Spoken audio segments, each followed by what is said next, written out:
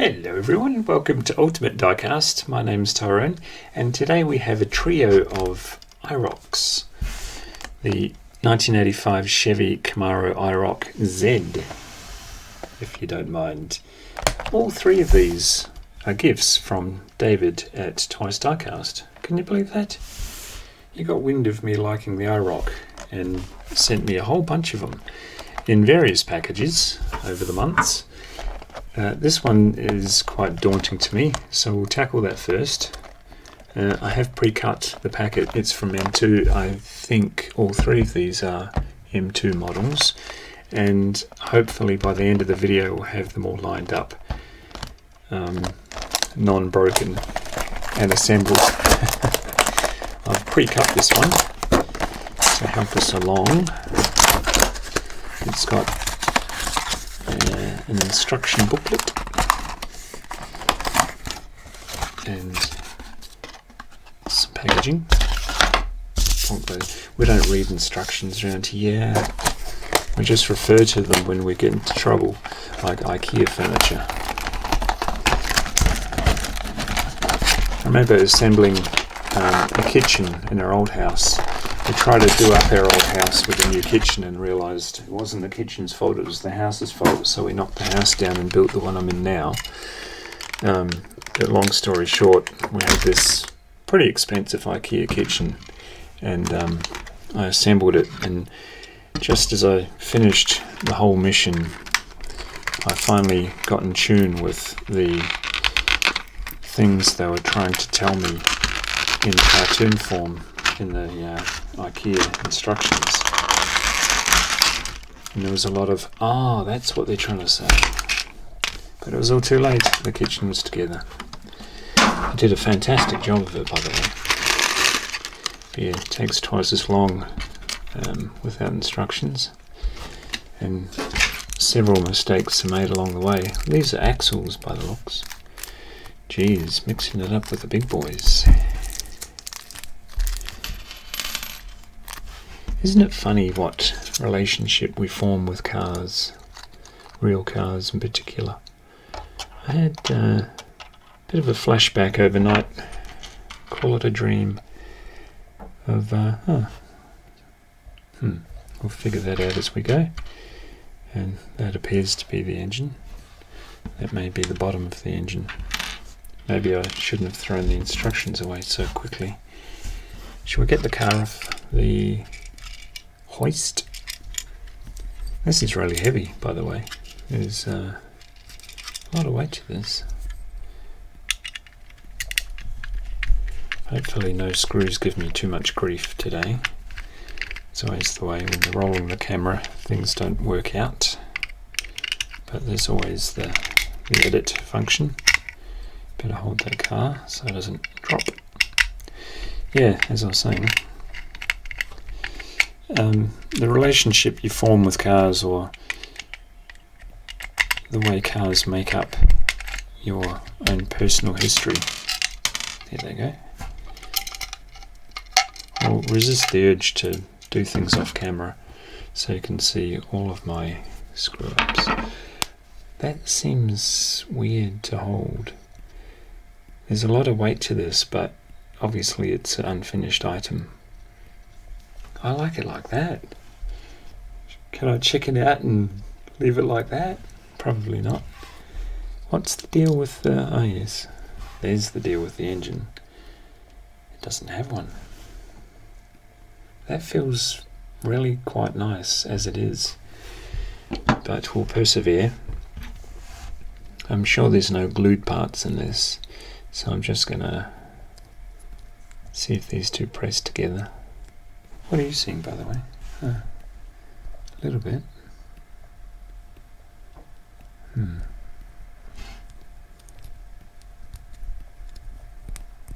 I already out of my depth? Probably. That came off the base. Now, we'll leave the engine for now. We'll have to think about what tyres we're going to put on. Yeah, there's a spot outside of Christchurch, New Zealand, around the other side of the Port Hills. It's a little ledge of land overlooking part of Diamond Harbour, I suppose it is, Littleton Harbour. And every time I go there, although I haven't been for years now, I park whatever car I've rented in the same spot and take a photo of it for old time's sake. And I've got quite a collection somewhere of photos, same spot, different weather, different car. But they've just become part of my history in a really nice way. I've got, well, when I lived there, I had a old Alfa Romeo that was sitting in that spot.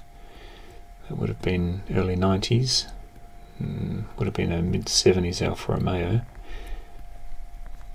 And through the years, each time I go there, I rent something, sometimes something quite fancy. I had a Fairlane, the last Fairlane they ever built, nice white one. Tarago van, because there were too many of us for the Fairlane. Little Audi A3 I think it was, little hatch. Took up to Collingwood afterwards, just me and the missus.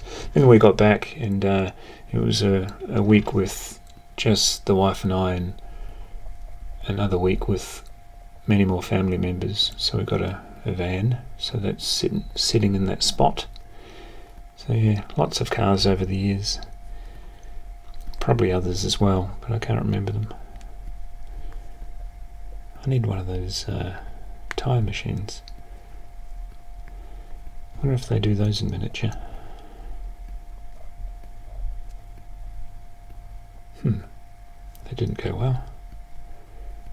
Maybe it needs some more massaging. How are we looking? I'm not sure that's going to be a nice smooth ride in the IROC when we crank it up with that fantastically assembled engine by my own estimate. Wonder if there's a knack. Clearly a knack. But it's not quite on. Maybe it is. Don't know.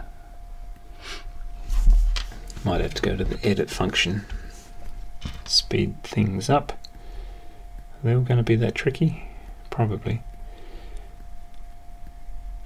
Yeah, that old Alfa Romeo I had, I couldn't afford it. It was very cheap and I still couldn't afford it. Bought it off a mate. He was upgrading to a more family happy car, and the thing developed a hole in the muffler and I couldn't afford to fix it, but I still drove it. That car wound up. I think it blew the engine. I did blow the engine up in it. Drove it like it was stolen for a couple of years. Went round the corner near my house one night and chopped it down to second when it was really a third gear corner, but I wanted to exit the corner quickly, quicker than allowed possibly, and something went bang and that car never went again. It's probably going now. I sold it. But, oh man, why don't we cut to the chase and I'll get some tyres on and then we'll go from there. See, that was easy. It's a little bit like when you send your car in for servicing and they ring you an hour later and tell you all the things they found wrong with your car, and don't leave you much option to say no, because they're important things. Okay, so the wheels are on. I'm not sure what colour I'll go for. I'm thinking gold, because it has gold accents, you see? So that'll look pretty nice. White ones, no, I think I'll leave the white ones. I'll go for the gold. Now, I'm not sure if there's any reason to pull the whole car apart, so we'll do this first.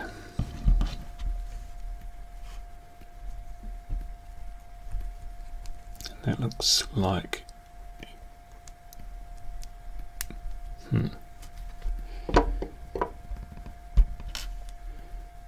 so I run it through my thumb.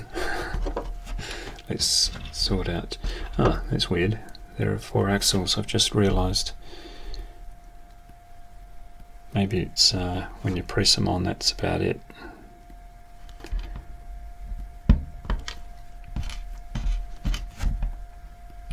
Alright. Hopefully there's more than one way to skin a cat. Yep. That goes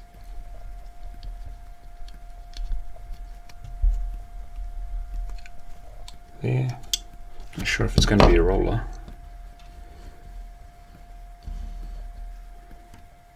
Kind of. And that one through there.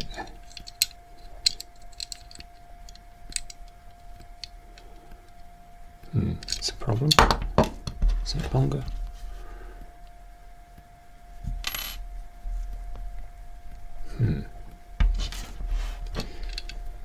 It's a problem.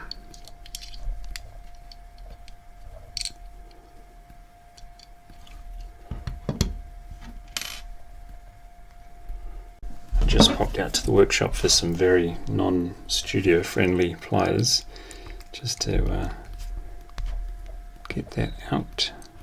I think they're all the same length axles, although I might be wrong. No, that is definitely longer. Okay, so we'll use the right axle for the back one.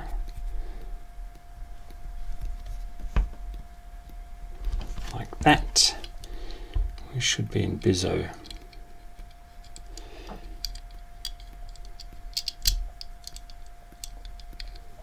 Not sure about this. Oh yeah, look at that. Nice. Yeah, I like those wheels. Not sure what I've done to any of them, but they're not rollers. Alright, spare parts division. Good. Oh, they were to the car, yeah. So we'll put those over there safely. Now, the engine. I think there's engine options, and I like the chrome, so we'll pop that in. Which way should we go? Looks like that way.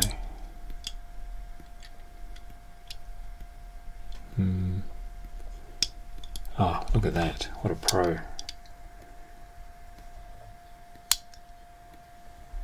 Easy as that. Yeah, I think that's just, for a second I thought that was a bottom piece of the engine, they went together, but it looks more like it's an option. Oh, magic. What do you think? And does it go on the hoist? Of course it goes on the hoist.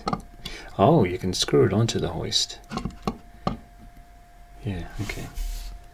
Awesome. So that was one of the 3. Does that? No, it doesn't lower. No, it's fixed. That's one of the 3 IROCs. That might come in handy for something else, but maybe we should attach the white one to the bottom and the green one to the top. That might look like a really nice display. That was the very first IROC David from TWYCE Diecast sent me. That can stay exactly where it is. Actually, what kind of engine does it have? Does it have... Yes, it does. Hey! That's actually that engine, but my new one has the chrome. Look at that. Sweet. Nice wheels on the red one too. So put that there and put that in spare parts department. Should we tackle this? I've only just taken the acrylic top off this today because it scares me. It scares me that I'm going to break it getting it off or something, but we'll have a crack now.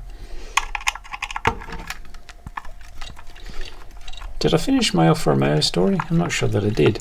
That was quite a, I won't call it an unlucky car.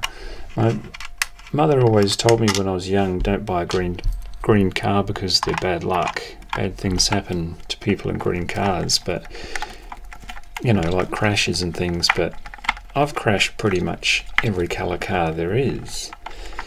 It's more about my driving, well, how I used to drive when I was young. So the colour of the car didn't make a hoot of difference. I did crash it several times, but as I say, that was my attitude towards driving. Is this going to play? Oh, look at that. Not sure how far that's going to go down now. See how these things... Yeah, it's going to break. Maybe it's supposed to just be in there. Just leave it. I want it out though.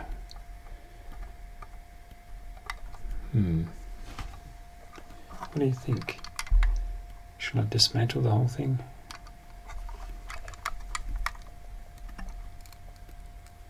Ooh, I don't want to force that. I'm going to loosen these and see if that... Oh, look at that. Look at that. Alright, we'll take this off its strange little base. Careful not to have it slosh around in there when this one comes undone. Oops. I want to give you a view of it, but I don't want to wreck anything. Yeah, so this poor little Alfa Romeo that came into my clutches when I was in my early 20s, young and dumb, you know. Almost rolled it a few times. The brakes were non-existent at one point and I still drove it, and when I wanted to stop I used to time it right and use the handbrake, and after a short period of time the handbrake did no longer pull the car up safely, so it was very dangerous. I went up the Port Hills, the aforementioned Port Hills in it, long after the brakes were shot, because I was bored and I wanted to watch the hang gliders do their thing on a Sunday afternoon, and I was minding my own business for like an hour up there, just watching the hang glider dudes. Oh, it was that one, wasn't it? No wonder. Oh boy. I was minding my own business watching the hang glider dudes do their bizzo on a lazy Sunday afternoon, and somebody frightened the gollies out of me, knocking on the passenger side window, and I almost messed my britches. And big cherry guy, big smile on his face, says, "Are you going back to Christchurch soon?" I says, "I wasn't intending to, why?" And he says, "Oh, I need a lift." He'd been out hiking. He was a tourist. I think he was Dutch. Maybe, yeah, I think he was Dutch. But I says, "Oh, we'll head off now because, you know, I don't talk to strangers." But, you know, willing to help, obviously. Oh, that's got some red accents. Willing to help, obviously. So off we went. And he was chatting away. Very jolly young fella he was. And he says, "What are you doing with the handbrake?" I said, "Oh, that's..." And then it dawned on me we're in an extremely unsafe car going down very windy roads. Yeah, you can imagine. And his whole demeanour changed, and he didn't want to ride down to Christchurch anymore. But I insisted. I said, no. I've driven this car for a long time. I know all about it. I'm used to it. But he went another shade of pale. We got to Christchurch fine. Nothing to worry about. But as soon as we got onto the flats, he said, this is fine, just here, this is fine." Okay. Walk the rest of the way. That's a nice IROC. Look at that, they're mounting up. I've got to get this one off the base now. I wasn't going to, but now I must. So if you ever see, well, drive more responsibly now, and my car is very safe. You've just got to trust me on that one. I was going to say, if you ever see a tall, lanky guy sitting there minding his own business in his car, just leave him the hell alone. Oh, they look fantastic. Coke is it, and the white one. I like the white one. So pleased it's free now. See the gifts David from TWYCE Diecast lavishes me with. Shall we put... what's that rattling? Oh, it's just the little doodackies. What do? We put this one on top, see if it does. I might not attach them because I might want to switcheroo them. Put that one in the back.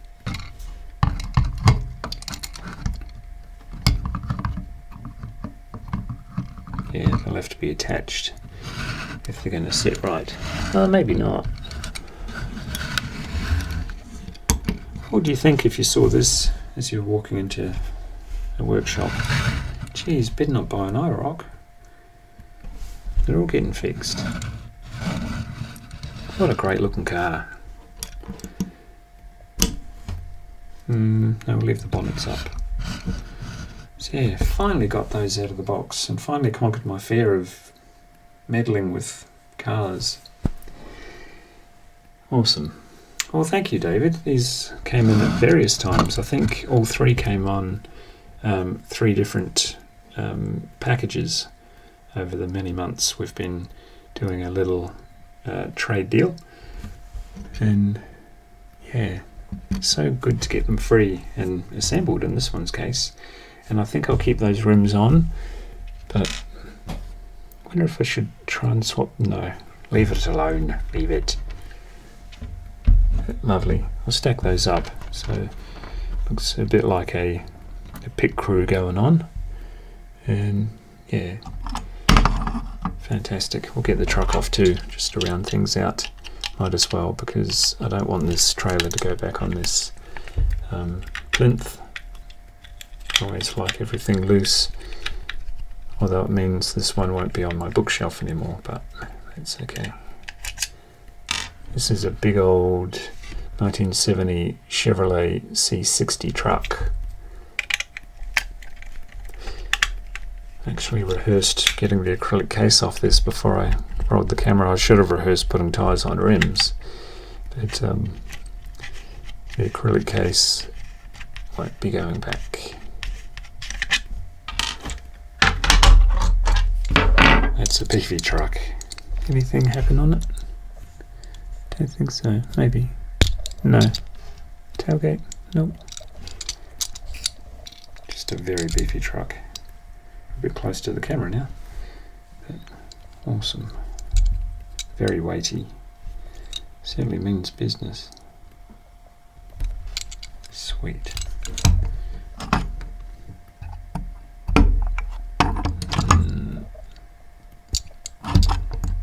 No, I don't want to do that. Give it a go. No, I don't want to do that. I can go back in. Really not too close to the camera. Put that there. Tidy up background for the in shot. So yeah, check out TWYCE Diecast. David, all the way over there in Alabama, US of A. And I'll leave a link to his channel on the description below, and like, share, subscribe to his channel. Do me a big favour and check him out. There, should put the little IROC all over the place. Awesome. And that there. Sweet. Thank you for watching. Thank you, David, for supplying me all of these. Yeah, wow. Fantastic. And there's a couple of Matchbox IROCs around the place, which some of those were from TWYCE Diecast as well. See how spoil time? Like, share, subscribe, and I'll see you in the next one. Bye.